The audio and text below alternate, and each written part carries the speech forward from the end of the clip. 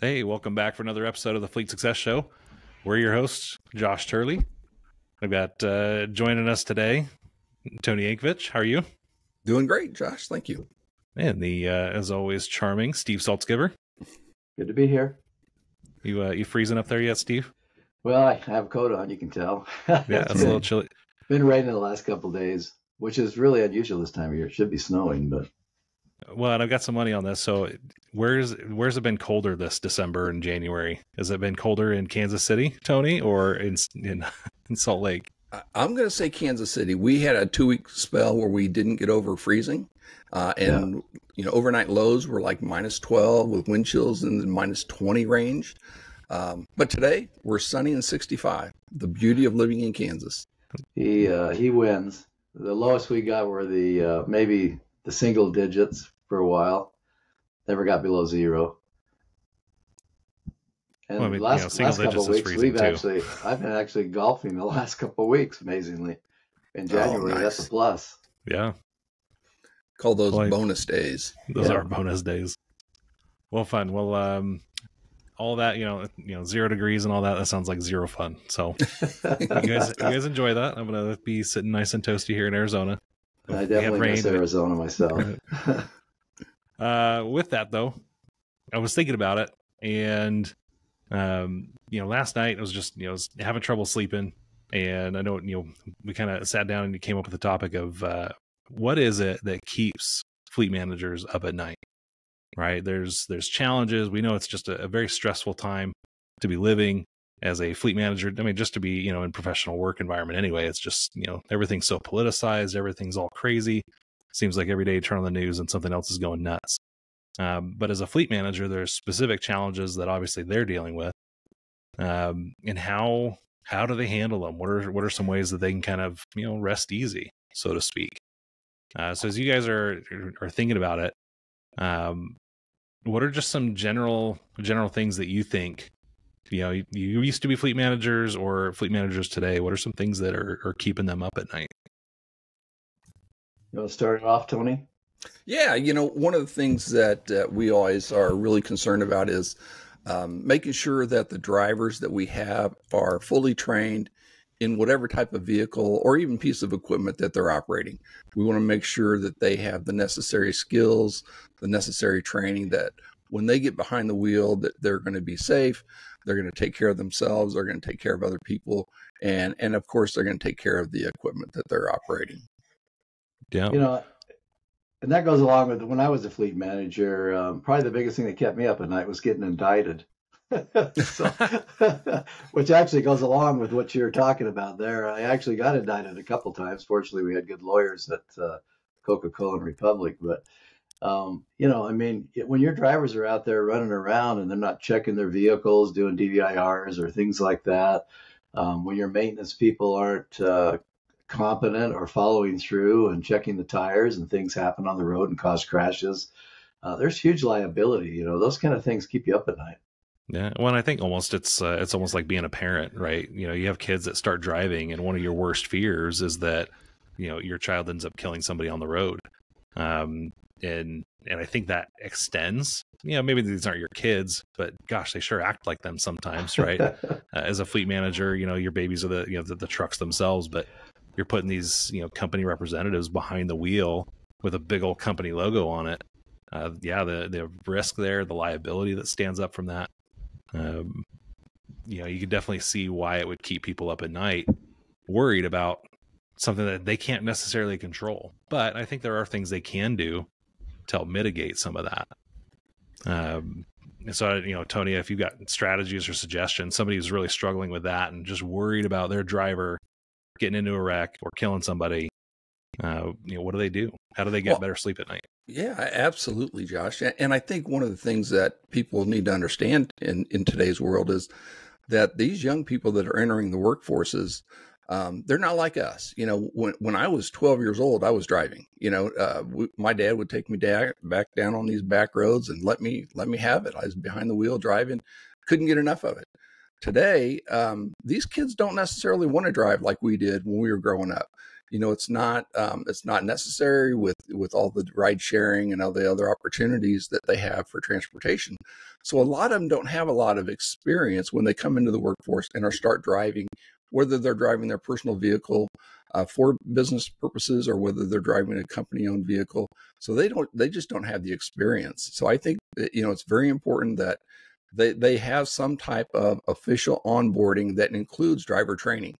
There are some online simulation driving programs now that are excellent. They're fantastic. They're so lifelike that you can actually do very formal, very extensive, comprehensive driver training in the simulation, so you don't have to worry about the safety of others or your equipment. So I think that's one of the best things to do. The other thing I think is very important is, we work with a lot of colleges and universities, and, they're always looking for the vehicles to transport the small groups of students, the small teams and stuff. And, a lot of them are still using 15-passenger vans, and that's a whole different animal. So there needs to be specific training on specific types of vehicles as well. Right. Well, the other thing too was they didn't have the technology that we have today, or we didn't have technology they have today, I should say. And I think that's a significant worrier. I mean, whether it's the technology on the vehicle that people are fiddling with while they're driving, or whether it's their own handheld devices that they're trying to, fiddle with while they're driving. One of the biggest lawsuits I was involved in was like $25 million for someone using a cell phone got in an accident. Yep. So, I mean, those kind of things really add up, and the unfortunate thing is if you kill or injure somebody, you're not only getting sued. Money is one thing, but killing somebody is a whole other, takes it to that next level. So that's really what you have to worry about is training on, how getting people to avoid distracted driving while they're training. I mean, I'm bad at it myself. I have to actually put my cell phone in my back pocket and sit on it while I'm driving, just so I don't have a temptation to do that. And so there's a lot of things you can do, but I think a lot of awareness training is probably the best mitigation of all that technology. Well, and I think fleet operations need to realize it's not a matter of if an accident occurs, it's when an accident occurs. There's, I can't remember the number exactly, but it's like 5.3 million vehicle crashes every year, and about 43,000 of those involve a fatality. So it's not a matter of, hey, I hope this doesn't happen to us. It will happen to us. So what can we do to mitigate those risks? Well, and I think that planning ahead of time, I love that you mentioned too, is this idea of, like the simulator, right? And going through, and it doesn't have to be a fancy high-tech simulator. It could just be, like some questions and answers. And when you think and you have that mindset of it's not a matter of if, but when, then you go through those scenarios and say, okay, when this happens, and you war game it, right? And you plan it and you test those scenarios, you test your battle plans. And effectively what you call just a scenario simulator. And you try to say, okay, how are we going to handle it when this happens? How do we handle it when this happens, right? And just one scenario after another, and you come up with your plan and you test it, and did it work? Did it have the effect that you hope it had, right? You can't control all the variables, but you at least try to identify the big chunks that you're going to get hit by, what you're exposed to. You guys, have either of you seen that new movie, Gran Turismo? I have not. I know what you're talking about. I have not seen it. Yeah, so it's a movie, and it's based on the the real life true story. I guess they took a race car driver, a sim racer, right, who was very good at the game Gran Turismo, which itself is a very high quality, high fidelity game. Like they have all the racing circuits mapped out. The cars are all mapped. Very, they're very what's the word? High fidelity, very accurate. And they took a racer who was very, an expert in that game, put him in behind the wheel of a real race car, right? And it was interesting to see how the skills of the simulator translated to the skills on the racetrack, and also, how they necessarily didn't. But just the fact that he had spent so many hours simulating the race even qualified him to get behind the wheel of a real race car. And I think, we throw drivers behind the wheel of buses or 15-passenger vans, and they haven't spent any time doing any kind of a simulated driving or, any kind of evasive driving. Maybe they've done some in a smaller vehicle, but they've never done one in this size of a unit, right? And just how differently it handles, how, differently the brakes respond, just not having any kind of awareness of the different types of driving they have to do with the, with the paradigms they're in. I was a professional truck driver, school bus driver, and transit bus driver in my life. Yeah. And I went through months worth of training on the road, in simulators, on test tracks with cones. I mean, they did everything they could really to prepare you before you got actually out on the road. I don't know, a lot of that is happening quite like it used to. There's a lot of online stuff. I'm not sure the online is well adapted really to the real life scenarios. So I think that's something that they could really put a combination, to get back and maybe run on a real road sometimes, But and I understand time restraints and things like that. But the irony of all this, when you talk about crashes, if you go in and you dig into the data for the Federal Motor Carrier, you'll find that ever since they put CDLs in, they've never lowered accident rates. Interesting. Yeah, that data has never gotten lower, which is really an irony of itself because that was the whole point of the CDL. I think we almost have another podcast episode just on the efficacy of government regulation sometimes. Yeah, exactly. So, Steve, are you saying my kid's experience with Mario Kart doesn't necessarily make them a world-class driver? Well, definitely my experience with Mario Kart doesn't. It works perfect. Have you ever tried drift boosting in your little Nissan? It works great. Right. I don't know what you're talking about. Well, especially if I get a little green shell behind me, then I really get moving. Well, I know I lost Mario Kart when we had our retreat down there in Arizona, so don't depend on me to use that. Well, so fleet managers having trouble keeping up at night with this particular topic. It really is pushing on the operation side of the house, getting more driver training, so that you have less exposure from that side, right? And even if you're over fleet and not over the drivers, it's still your organization. We like to call it you're still on the same ship. And if somebody else punches a hole in the ship, the whole ship is going down. It doesn't matter what department you're in, right? So it does become your responsibility to push on that, to advocate for that, and make sure that people are completing that training so that you can sleep better at night, honestly. And honestly, everybody else goes home at the end of the day too, that you're sharing the road with. So, the other thing too we didn't talk about is credentials. Make sure they have the proper credentials, medical cards, driver's licenses. You validate the training that they've had, and training is not a one-time event. It goes on maybe annually or biannually. Yeah. So you have to have it, frequently just to keep up with things that are going on. So you can go recertify, and keep refreshed. Yeah. The other thing too. Oh, sorry. The other thing too is you got to have orientation on the equipment. Mm-hmm. You can't just throw someone in a new piece of equipment and expect him to be familiar with it and drive it. That's one thing that we used to do as fleet managers is we'd have the vendors come in or the OEMs and they would walk around with us and they would familiarize, the drivers or potential drivers with the cab, the controls, all those kinds of things so that they knew how to operate that vehicle or at least had an idea before they jumped in it. And it's interesting to see how that translates sometimes, right? And I've even noticed this just doing a rental car. I don't know if you've ever gotten behind the wheel of like one of the new Chevy Suburbans. For the life of me, I could not figure out how to put that thing in park, right?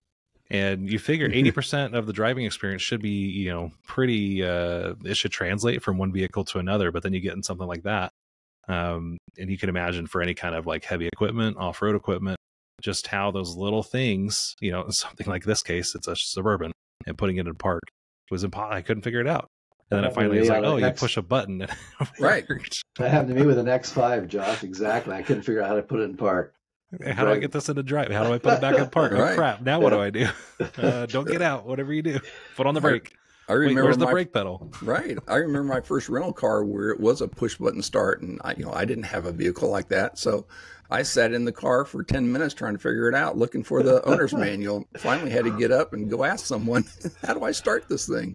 Well, can you imagine everybody getting in behind the wheel of a Tesla with one pedal driving? Like, whoa, hold on. How do I stop this thing? How do I stop faster? Right. You just let off the gas. Right. Well, and to piggyback on what Steve was saying earlier, I mean, we went as far to formalize that vendor training. So we would require them to provide X number of hours of actual operation training on that new piece of equipment. And even though, backhoe is not a great example, but even though, an operator's been operating this type of backhoe for the, last 5 years, the new model is going to have new technology, is going to have new features. So it's really important to refresh their training when a new whether it be a new vehicle, new piece of equipment comes into your fleet. Yeah. Well, and I really like too, from the refresher training standpoint, is one of the things that training does is it exposes you to scenarios you might not see every day. So as you're training on new equipment, if you're training in like you throw something at the driver, there's something that crosses the road, or there's a new situation that they haven't been exposed to just in their day-to-day driving. That's the piece that you have to refresh, right? It's not the stuff they're seeing every day. And maybe sometimes it is because you want to validate that they're handling that situation correctly. But it is to kind of expose them again to things that, oh yeah, I forgot that can happen. And I wasn't even thinking about it, Right. So other things that we think could keep a fleet manager up at night. I know some of the things we talk a lot about from a data standpoint, because as an FMIS provider, as just the accuracy of the data in the system. As we're trying to do analytics and things like that and benchmarking, we're noticing there's a significant issue with data collection. And I can imagine as a fleet manager that, how reliable are my numbers? Council's calling me into a meeting tomorrow and I don't have confidence in my data. What are some of the things that would drive down that confidence that you had worried about in your career? Have you seen in your careers? That's Tony, actually, yeah, go ahead, Steve. oh, sorry. That's actually one of the things that I noticed right away in my career, and I actually became what some people call a data expert because of those very issues. I could not stand to go before a legislature or a CEO anywhere and have bogus numbers, and a lot of that stuff comes in through the work orders. There's no consistency in your operation. You don't have an operational plan. You don't have anything documented. You're using codes that aren't standard codes. And then like in the industry, like the VRMS codes and the SAE codes, things like that, but that's really where you got to focus on doing a lot of training to get your people to put things in consistently, and the more you can automate that, like a lot of the things that we've done, with paperless shop, things like that, really helps, because the more you take out human intervention or human typing, the better off you're going to be on trying to get more accurate data. Exactly. And I think one of the things that we always look for is, we look at technician productivity, obviously, and their labor time. Is it based on SRTs or standard repair times, or is it based on actual time? And it's really important that they do that in a consistent manner in the way that, the shop wants them to operate and track that information. So many times the technicians, they're either putting in a time that's so much less than what it should be required because they think they will come out looking like a better technician if we're beating flat rate time or we're beating SRTs. So they want to, do this job and report in 2 hours, even though it may have taken them 3 hours. But then on the other side of the coin, if someone's measuring how many hours the technicians are just simply at work, then all of a sudden the technician, because they're not real busy, they're going to start what we call banging hours on a work order just simply to fill up their timesheet. So It's really important that they're putting accurate time on the work order. Well, and then that has a compounding effect, right? Because now they're beating the estimates in some areas, and then others maybe they're fictitiously reporting jobs that didn't actually get done to fill out the time card. If they don't do that, now all of a sudden their hours paid versus hours worked is completely, out of whack. And so now I'm questioning the productivity of that tech, right? Or do I really need this tech, right? And that's the piece I think is even more painful or hurtful from a fleet manager standpoint, is now you can't accurately project staffing needs because you can't get good DE data. Right. And I've seen that, right? Where I remember we were talking to a couple of clients in California, and they set their labor rates based on what other government fleets are setting their labor rates at. But they're not looking at the labor rates of actually what everybody else is charging, private fleets and all that stuff. And so they end up with this massive echo chamber of crap data because they just aren't validating what that actually should be costing them from a staffing standpoint. Well, exactly. And I always come back to, we really need to educate the people, whether we're educating, finance and budget because of what our fully burdened labor rate really is. Versus, trying to be competitive in the marketplace. And the same way with the technicians, we want them to understand why we want to track actual time worked in most cases. And it's not because we're going to use that as a hammer against them, Right. But what we want to do is be able to track that information. So it's really educating the people that are tracking the data, inputting the information is a real key component. Always start with why, right? You got to tell them the why behind why you're tracking that data and why you need that data. You mentioned that a shop had called just a couple other shops to get their labor rate, but it wasn't really the right labor rate, or at least it wasn't accurate. You end up flattening the M&R curve, and so your optimal replacement cycle extends out, even though that's not really what it's costing you, because you're talking to other shops versus talking to your finance department. Your finance department knows how much a labor hour costs. Right. And I like using a fully burdened labor rate there too, but if they're not capturing the hours correctly, then it doesn't really matter. The data is going to be garbage anyways. Exactly. So what do you do? Other than getting good times in there, right? Obviously you want to implement some technology, do some shift tracking, making sure that you're tracking and accounting for those hours. Tony, you mentioned, explain why that's so important to the technicians so that they are more judicious isn't the right word, but that they adhere to those policies and more bought into that, right? What do you do about other things like parts just not getting reported on the work orders? That's a real big issue, especially in the smaller fleet shops.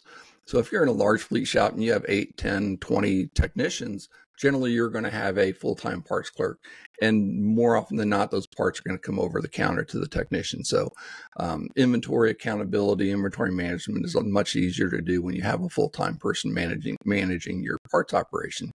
But in those shops where you might have 2 mechanics, and maybe it's a satellite location and you have a parts room, but you don't have a parts clerk. So the mechanics are picking their own parts, or it's a second shift and the parts clerk only works the first shift. And there's a log sheet, and you pick the part, you sign the log sheet, and you write down the part number. But if a technician's in a hurry, you've got a police officer sitting at your door, you need to fix a headlight or some other top light. You grab the part, you go, you install it, you get the guy back out on the road, then you go on to your other thing. And oftentimes technicians forget to put those parts back on the work order.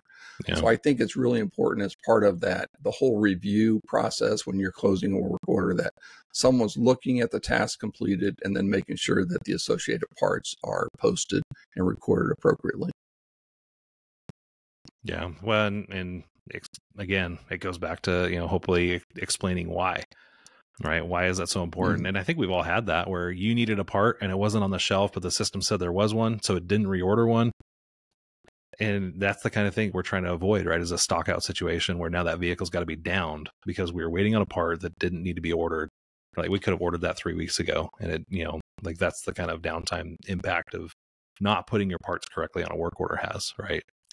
Right. And think about it. If for some reason, somebody comes and does a physical audit of your parts room and this continues to happen, it's not that there's theft or shrinkage. It's just that these parts are not there because someone didn't record them. But, that's going to be a hard message to relay. Exactly. And how do you prove it? Right. Because that's the assumption is that it is theft or shrinkage.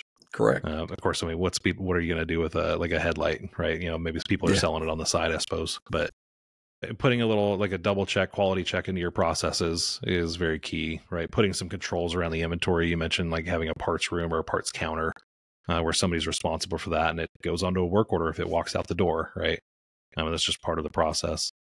So those are things, if that's what's keeping you up at night, those are good strategies. Yeah. And even for those operations where the mechanics picking their own parts, if you're using technology to help you and you use a barcode scanner, a technician should be able to use a barcode scanner and scan that part before he walks out of the parts room. Right. I think one of the things I think of, there's a book called Change. It's from, Chip and Dan Heath. They wrote a bunch of books, but one of them, this idea is like, how do you get people to change? How do you get people to, come along with the way you want to go and do things, right? And if you have people that are struggling with something like checking out parts when they walk out the parts room, the concept is that, there's this rider and then there's an elephant and then there's the road. And sometimes, like if you think of your technicians as the elephant and you're the rider, you're trying to steer this massive thing and it's hard for you to move it. It's going to go the way that the road goes. It's easier for it to go down a paved road than it is to go cutting through the jungle. So if you can do things like that, yeah, we want you to use a barcode scanner. But if I make that really difficult for them, they're not going to go that way. They're going to follow the road instead of cutting through the jungle. So pave the road, right? And that's part of change management, is make it really easy and simple to follow the process. Put it so that, the barcode scanner is right there by the door. Make it so that it's very easy for them to find the work order they're on, to go clock in, find their stuff, scan the part, and that it's a very natural part of their process and not something that's cumbersome or, non-intuitive. Great points. Yeah. Some other things. I mean, we talk about, obviously cost management, volatility of fuel prices. Seems like every day, we've got a massive conflict going over in the Middle East right now. Who knows what that's going to do to fuel prices here in a few months. If it escalates, it'll definitely have an impact on the oil supply out there, right? What do you do as a fleet manager dealing with some of these things, supply chain disruptions? Heaven forbid we have another chip shortage, right? It seems that that's finally settling down a little bit. And it doesn't look like we're going to have another labor strike. So, gosh, we're just checking all kinds of things off the bingo cards. But what do you do? These are the kinds of things that are keeping me up at night. How do you handle that? Well, the fuel prices is an interesting thing. I just read a report earlier this week that the U.S. Department of Energy has projected that fuel prices will be down over the next 2 years because of increased inventory, increased production, increased refinery capacity. But now, like you mentioned, now we have some issues in the Middle East. We have that's going to put another spike in oil prices. So, even though these long-term, expert projections are saying, hey, fuel prices should level out. They should be actually reduced a little bit from the last couple of years. We have a conflict in the Middle East that escalates.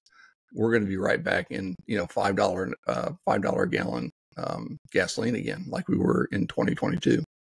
Yeah, well, and that's interesting because that one was a lot of that was blamed on the crisis in Ukraine, and that seems to have settled now, right? And it feels like the world just has to adapt sometimes. But anytime, right, you just don't know what's coming next, right? It just anything we can do to keep the prices high. I'm going to put my tinfoil hat on, right? Right. Yeah, and supply still is not keeping up with demand. We know that from both a consumer standpoint and from a fleet standpoint. I know Ford is still canceling orders. I think Toyota is fulfilling theirs. Like several of the imports are doing their part, but a lot of the domestic manufacturers are still not keeping up with demand. So that's still a problem. So you have to plan ahead for that. The last thing we think is really keeping fleet managers up at night is these sustainability mandates, right? We know, like California's is in effect now, but it's, that's just going to get tighter and tighter. Coming up with solutions to problems that don't appear to have solutions. How do you do this when you're stuck between 3 rocks and 3 hard places all at once? A great point, because we're recently worked with a school district where the school district resides mandated that all school districts will move to all electric buses or zero emission buses. And I think it was by 2030.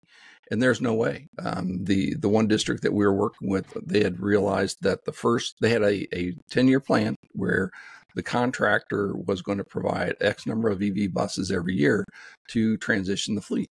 They met the first year demand, they met the second year demand, and guess what? Now they can't even meet 20% of the third year demand. And they're already projecting 0 electric buses available for this client from that vendor in the 4th year. So, it's one thing to have a plan, it's one thing to have a mandate, but executing those plans is becoming more difficult. So if you're a fleet manager and you have a mandate you can't meet, I mean, what do? Do you just throw up your hands and walk away? Do you just hope that somebody doesn't fire you for it? I can imagine one day they're going to start fining people for not meeting the mandate, but when you can't meet the mandate. Right. And, the part about fleet sustainability, the piece that's right out in front of you is the vehicle, right? Can we get the electric vehicle? Will it meet the mission that we're trying to fulfill? Right. In many cases, we can probably get one. We're not going to get it, next month. And maybe it's going to 6 months, 12 months down the road, we can get it. But where's the infrastructure? And not only can we get the charger installed, but do we have the electric load capacity in that facility or in that electric service coming into that facility or complex to support that? And most of the time, the answer is no. Yeah, and that's completely out of your control.